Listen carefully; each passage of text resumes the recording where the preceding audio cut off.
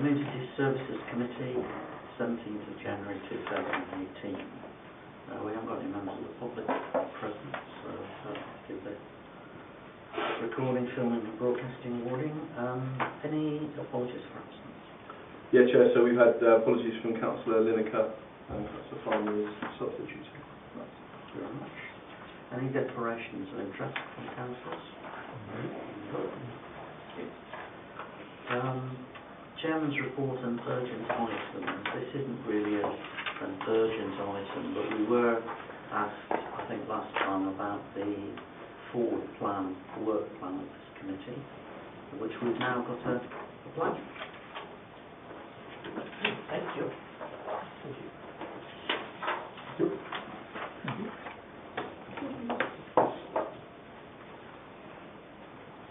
So, Carl, if you'd just like to, we've got a busy March, just say a few words about this, and if anybody's got any questions, we'll take them. Yeah, certainly have. Thanks, Chair. So, forward plan, as you would expect to see, very busy March, and then later in the year, there's kind of not as busy, but things will be populated as we go along. In terms of the March, whilst there's lots of items, some of them are fairly straightforward, some of them are kind of more substantive, but they all do need to have to come in March for various reasons. Did you want me to quickly go through some of them? Does anybody have any questions? Prefer specific questions rather than going through something we can do at the time. Well, I was only going to ask, do we have in mind what we're going to be doing for 25 years, the anniversary celebration for Park Hall? Yes, so work in progress. Yeah, so this committee considered a kind of a long list of options previously. So we're working up a short list that will be brought in March. I have one specific question. When the Marquis Lane play area was last discussed in this committee, we agreed that obviously we needed some TLC in it, but members informally expressed a desire to protect the pirate ship. It's a somewhat iconic piece of play equipment to young people and teenagers alike. So I hope that's just to reinforce. I hope the report, when it comes, will bear this in mind. That's just an observation I'd like to make. Yeah, certainly, and I can just reassure, that's just from us now. So in the tender documentation, that is the thing to protect. Good. The pirate ship. Okay. Any other specific questions? Okay, thank you. In that case, I'll move on. I don't think there's anything other for me to report for urgent items. Public questions in accordance with Standing Order 22. I haven't received any. Thank you. Minutes of the last meeting on the 15th of November. Can I sign those as a true record? Those of us who were there. True. Right, thank you very much. Sign those.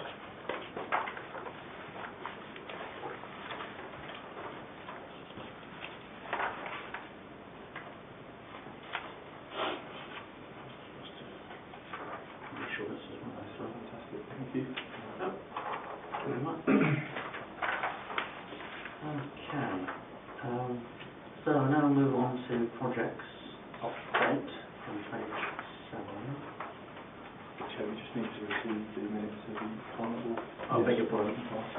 Sorry, we need to receive the minutes of the Community Services Committee Carnival Working Party section. So it starts from that page. Any comments on those? I think we just... No comments on these.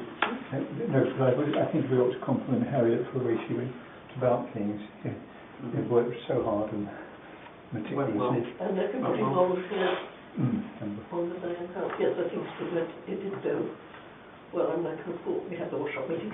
There are a few things we're looking to refine and improve as ever, but overall it went extremely good. It's the best attended I can ever remember. Yeah. And I think, if I may come in again, bearing in mind that St Albans had their function on at the same time, I think it's very good that we did what we did. I understand we had the same number of people attending as they had in St Albans. The police estimated 15,000 in Harpenden and 15,000 in St Albans. Bizarre. Okay, so we just note those minutes then. Thank you. I think we should minute press release the thing about 15,000.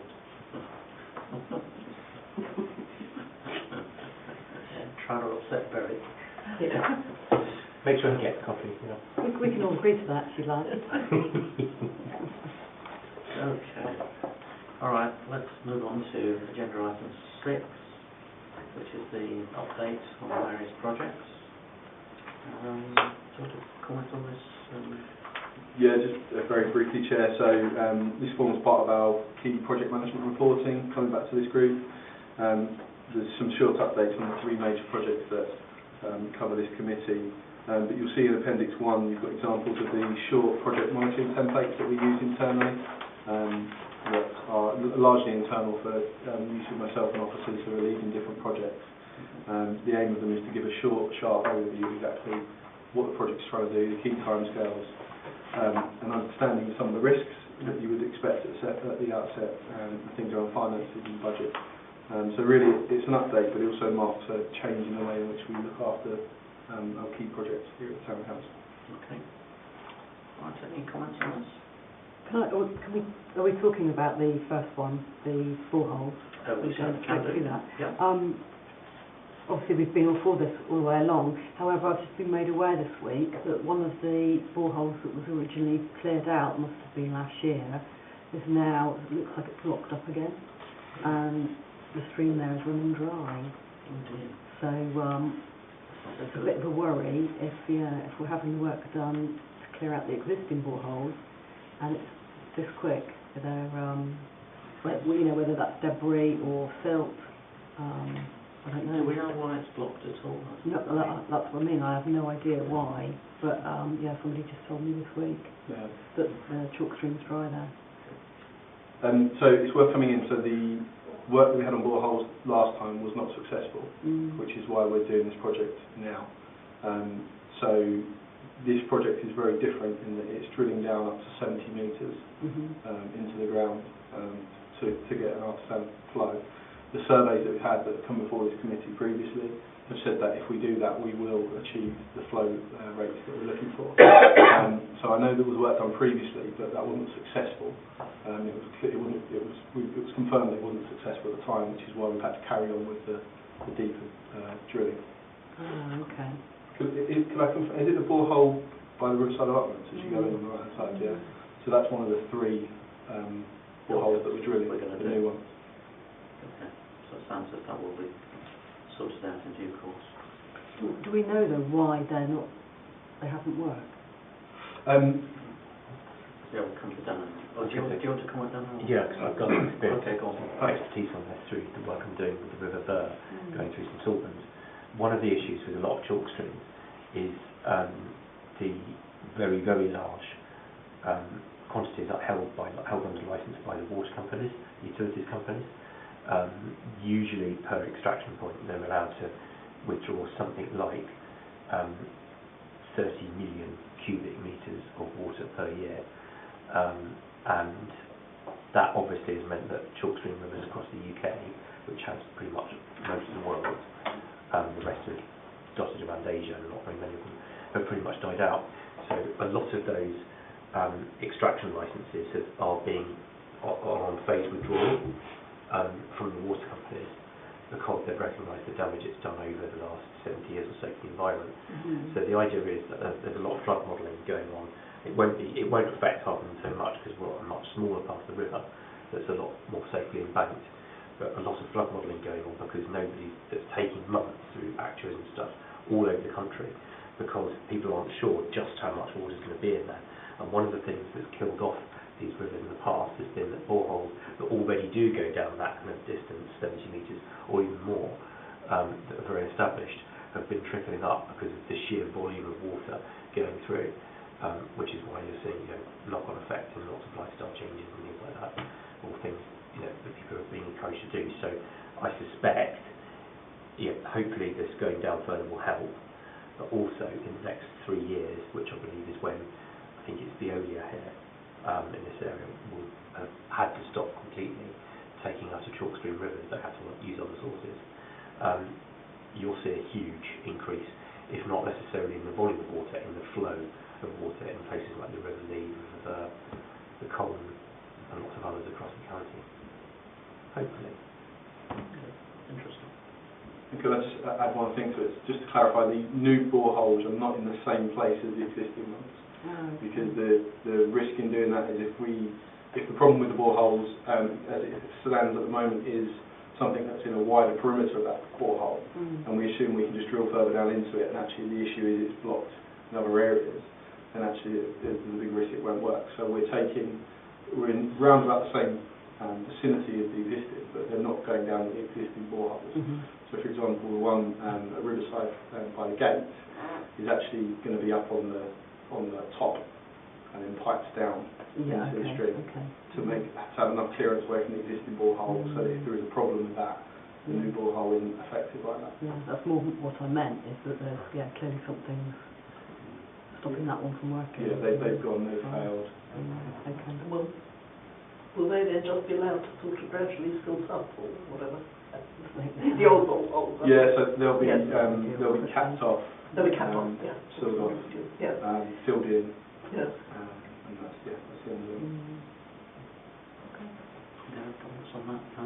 Thank you. Okay. All right. And the air raid shelters, the issue here is whether we need planning permission on that. It is, yeah. So unfortunately we're getting kind of various, no one will tell us yes, definitely, no one will tell us no so far, and we're getting various views in between. So we're going through the pre-application process with them, and our key question within that is to understand whether actually we need it. So hopefully, having gone through the pre-application, we may hear that we don't actually need to go through full planning application, in which case the timetable that you'll see in here will be much shorter. But we have built in the worst case scenario if we have to. The key intricacy there is that we need Secretary of State permission, and in order to get Secretary of State permission we need to have a clear yes-no on the planning situation. So that's why we're having to go down the pre-application route. It's just an observation that there's nothing wrong with the report. It's great, and you're clearly working very hard on it. But this committee did resolve unanimously that though it was disappointing we couldn't do something with them, that we were going to make sure there was a proper photographic record to contribute towards some kind of an interpretation board, probably at the Bowers Parade thing, so people could see, this is, did you know there were air raid shelters here? This is what it looked like. Harpenden during the war, that kind of thing. Has there been any progress on that? There certainly has, yeah. So we have got various quotes for different types of boards at the moment. The next step, once we fully understand what the timescale, so post-pre-planning, we are going to be working with the local history society.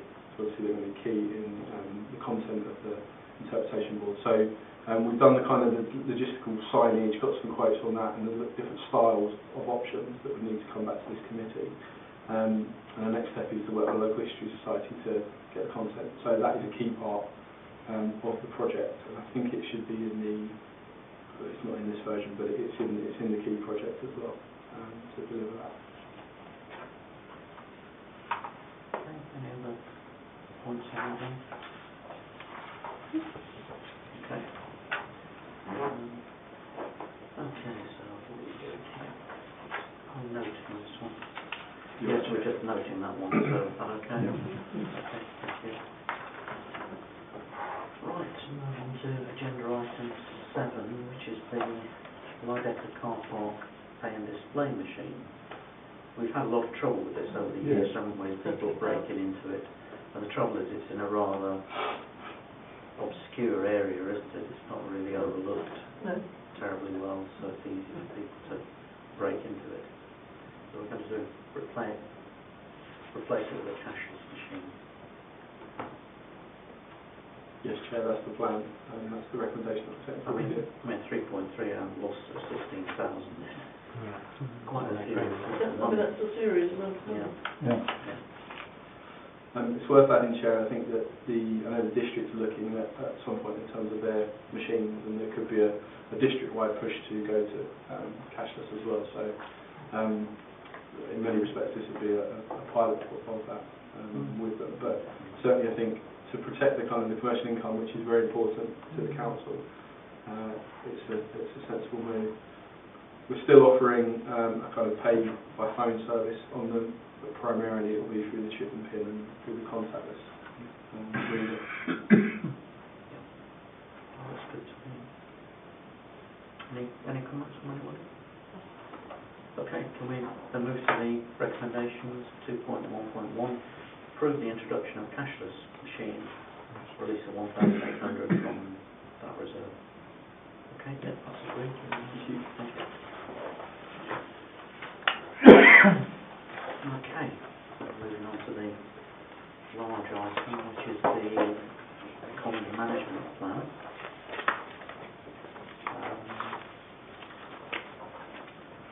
Does anybody have any specific questions?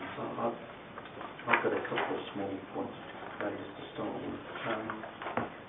I think, where are we? I think on the map we could put a couple of labels on, such as, for example, to identify the farmland car park, which I know we all know where it is, but people reading this report might not. Suggestion. Also, I've discovered, due to a constituent raising the question with me, that and probably people knew this before, but there are parts of the common which are covered by commons rights in common, as it were, which are in fact privately owned, and most of those are next to West Common. And I've got a sort of a discussion going on at the moment about some people who think that as they've established a footpath across the privately owned part of somebody who lives pretty well opposite the little road which goes out onto the A1081, number 41 West Common. And what's interesting about that is there's sort of like legal issues. Has a footpath been established? Is there right of access across that privately owned land because it's subject to rights in common? All this kind of stuff which is being looked into at the moment. So I don't know whether it's worth mentioning that. A sentence in some way saying that parts of the common are subject to common rules are privately owned. Yeah. Okay. The only other small point I had was on page 23, where lords of the manor ought to be the same. Okay. That's really all I have. I think Dan was just first. Yeah. Okay. A couple of things. First of all, I think if we look at the idea of conservation and heritage, I remember when I first became town councillor, sort of trusting, because we had really good advice that most of the stuff in here that was really scientific would be really good, and now I actually always go through it and find things code. And in Woodland and Scrub, you'll note that it correctly points out the secondary nature of the woodland, that it's self-seeded. But I think we've got to remember this, the very idea of secondary woodland is actually a man-made term for our own usage and understanding. If it's, and when we say, it's self-seeded, well, I think that's the way all plants work. So what I'd just like to sort of do here is just draw members' memories back. In fact, I believe Councillor Weaver was with me at the time when the then Mayor, Councillor Paul, had to quite bluntly say no to officers of this council to cutting down oak trees, mature oak trees, on the peripheries of Harpenden Common Golf Course. Harpenden Common Golf Club particularly wanted these trees to go because they interrupted because they could obscure fairways and things like that, or overhang the fairways, I think is the problem, and drop leaf mulch on and things like that, which I think is in that, as my students would say, Mr. Chairman, does my face look bothered? I think actually the oak trees are more important than that, and deciduous woodland is something we really need to protect. We have to take enough mature trees down because they're suffering from things like honeysuckle fungus and dieback and things. Basically what I'm saying here is that yes, the bit that makes me suspicious is where it says it now requires some management to ensure that its potential for wildlife and people is maximised. Key issues are prevention of scrub encroachment into grassland, true, and the introduction of structure into the woodland and scrub. Now, there's been all sorts of terms for this over the years. We've had scalloping, that's come and gone. We've had preservation of the best specimens. We've had all sorts of things going on, and now we've got structure. And I find this is used as a rather sneaky excuse to make some of the woodland we've got very anodyne and actually cut down mature trees to turn it more into parkland than what it actually is. And I think the great value of the green spaces we have in Harpenden is we have some fantastic parkland areas, most of which in fact is run by the town council, and that includes areas on the common. We've got things like, the cricket pitch, there are bits of the golf course, but where we do have that woodland that sort of forms the boundary of the common, that makes it such a lovely secluded area even though it's in the middle of housing, I think it's important not to try and cut that back and denude it too much. I must be honest here, Mr. Chairman, I'm always suspicious whenever this yo-yos back every few years, because I think it's a fad being driven by people, and I think it's just highly unpopular in the past. And I remember painted up, were it not for those, I think the 4 of us councillors visiting that day, we would have seen mature oak trees cut down on the golf course and lines of sight from the golf course to properties that would have really changed the character of that part of the common. So I apologise for rambling on with that anecdote, but I think it's a really serious point here, because it's the kind of thing that members of the public will kick off on once you've done it. We will turn around and say, but we consulted, but actually the public sort of rely on us at this stage, as they would put it, to have our heads screwed on and not allow it. So, the final point is, I do hope that you've got a photo release form from the gentleman on page 31. He looks very uncomfortable. Go on in now.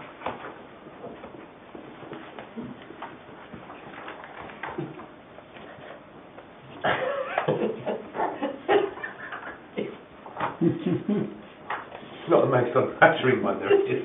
Well, not you, is it? It is. Yes, yes. Mind you, Daniel, it'd be fairly hard for most people to recognise you, so you're fairly safe. I think you're safe then. Okay. Yes, I was just going to say, going on from Daniel's point about the woodlands and scrub, because I'm not sure what it does mean when it says some management to ensure that its potential for wildlife and people is maximised, because I think we do have to be careful on the common, and at the same point, because although we do want people obviously to be able to use it and enjoy it, it's not a park, and I don't think you have to do everything on it, so every bit of it has to be easily accessible to the public, because that's not the purpose of a common or a wild area. Harry, did I miss you out earlier? Yeah, I mean, my point is unrelated to what Dan was saying, so unless, Michael, your point is related to Dan, because if you want to keep on the same subject. It's very brief, yes. Yeah, sure, that's fine. Bearing in mind we have the cricket pitch and the golf course, which are at one side of things. There's a balance here, and that's why I think it's even more important that we back what the council has said, that we do keep and preserve these trees. It's a balance here, and it's even more important because we've got these other areas as well. Yep, okay. My point was about the health walks and guided walks. I had a couple of questions about them. That's good. Which page of them? I'm skipping now to page 48 it says. It's the community involvement section. Okay. Yep. Just got a couple of questions. Firstly, I'd like to know where the walks go, whether they go on any of the footpaths or they go through the golf courses or what. Secondly, I'd like to know what the general demographic is of the health walks and these guided walks. And thirdly, do we have any of the walks, are they on in the winter months or the spring or the late autumn months? Because I do remember when we voted for the footpaths to be changed, one of the reasons we gave was so that we could improve access to the common, improve usage of the common for particularly older people as well, in particular in the winter months, not just the summer months. So I was wondering whether that's something we are doing, because it would seem like a waste if we weren't utilising the paths when they are paved over. So just answer those questions. Okay, so when, where and who? Yeah, basically, yeah. Okay. Doctor? Yeah, Chair. So, Councillor Gillam, I don't have the answer to them, but I can find out and certainly provide them to you, the detailed demographics and where they go. We do have some leaflets in the information point downstairs that I'll have we can have a look at. But what we certainly do is they are, my understanding is they're year round. I'll double check that. Of course, the Health Walks, Guided Walks is part of our wider programme now of the work that our officer Heidi Mansell does in terms of engaging people across the common and all that spaces. So it's one part of that, which is again all round. I think the figures that you'll see councils do the performance of that, you'll see that Heidi's engaged around about 900 people around our commons and greens since she's been doing her work since last year, which is really, really positive. So I can certainly get those statistics, follow that up. We'll have it all, I just wouldn't have it to hand. Okay. Yes, I was going to say that in fact the first step, the health walks, they are year round, and there is a programme for them across the district, or indeed across the county, of the routes they go, and it is tied in with the health and wellbeing programmes. And Chair, could I just answer the stuff around the trees? So I can confirm there's nothing kind of hidden in here. There's no alternative agenda, although I understand some of the issues in the past. I think certainly fair to say myself and the officers, Commons and Greens officer in particular, take the protection of trees very, very seriously. What I suggest that we could do on this, if you were interested, on the woodland and scrub section, when it comes back in March, you know the floor plan, it's coming back after we do our next round of engagement, we can be a bit more specific about the types of things that we're talking about under that section, and perhaps give some areas of what we've done on that in the past, just to hopefully reassure you. And I would also think that the positive of what Town Council does around trees is its tree management policy, which this committee looks after. That is also on the agenda to come to the next committee. So it may be worth considering those two things alongside each other, in case that the tree policy doesn't quite have enough strength to protect against the example of large oak trees or others. So perhaps that needs to be considered at the March meeting together. Okay. Do you want to say anything now, Dan? Yeah. Just if it helps in advance of the March meeting, it's the second paragraph under woodland of page 44 that I draw members' attention to that worries me. Councillor Farmer's already said, that she's concerned about this potential for wildlife and people is maximised. Well, if I want to get around easily, I won't walk through a woodland. I'll walk on a pavement or something. But it's I think there is a balance there, but we need to realise that it's not parkland. But I think it's when I've spotted the term that really does give me the shudders, which is habitat piles should be created. And them animals, not since I was literally about 9, did I think small animals needed little things created for them.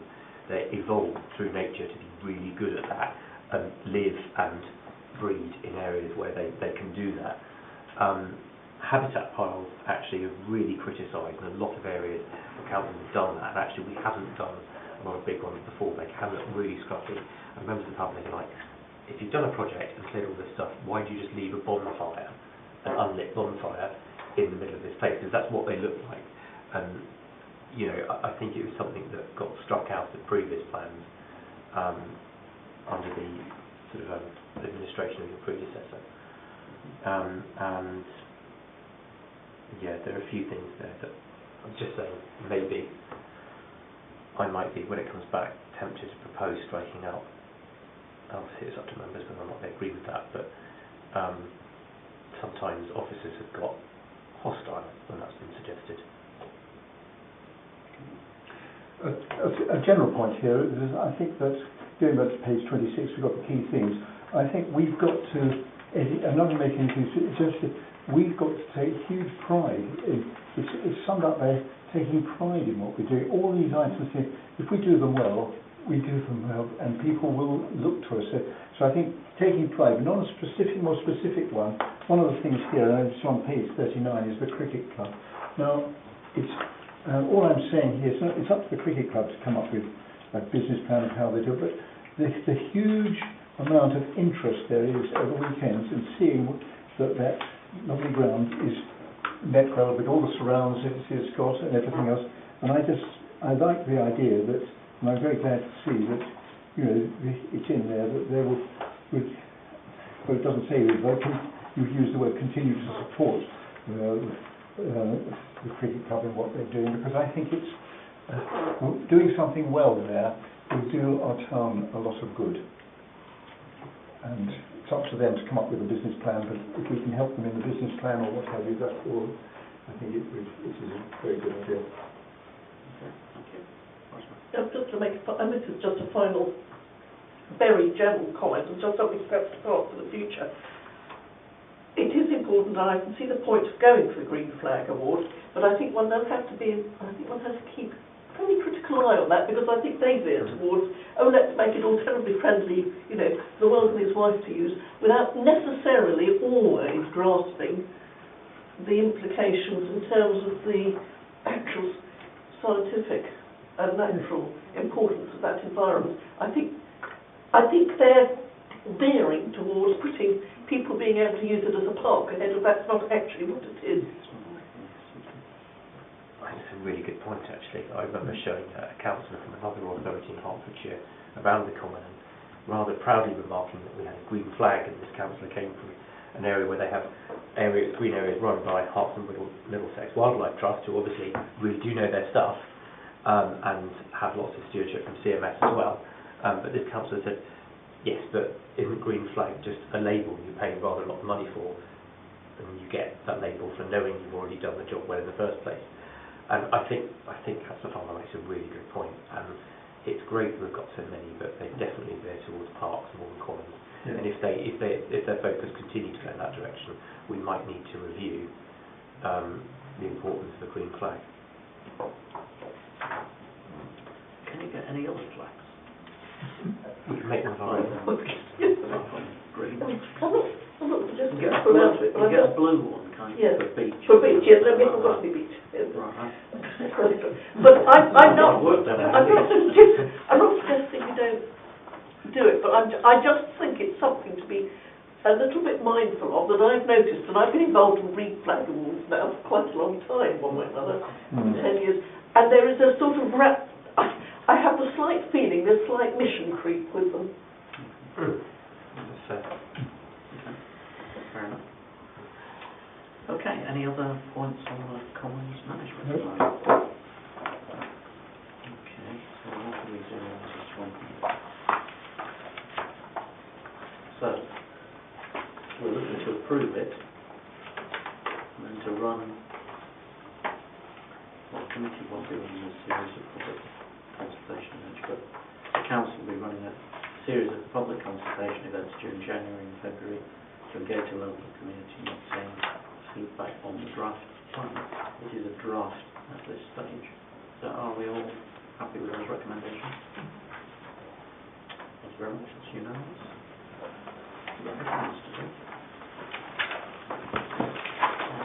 No exempt business. Anybody got any other business they want to raise, or can we have an early night?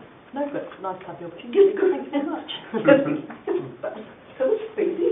Yeah. Okay. Meeting closed at 8:05.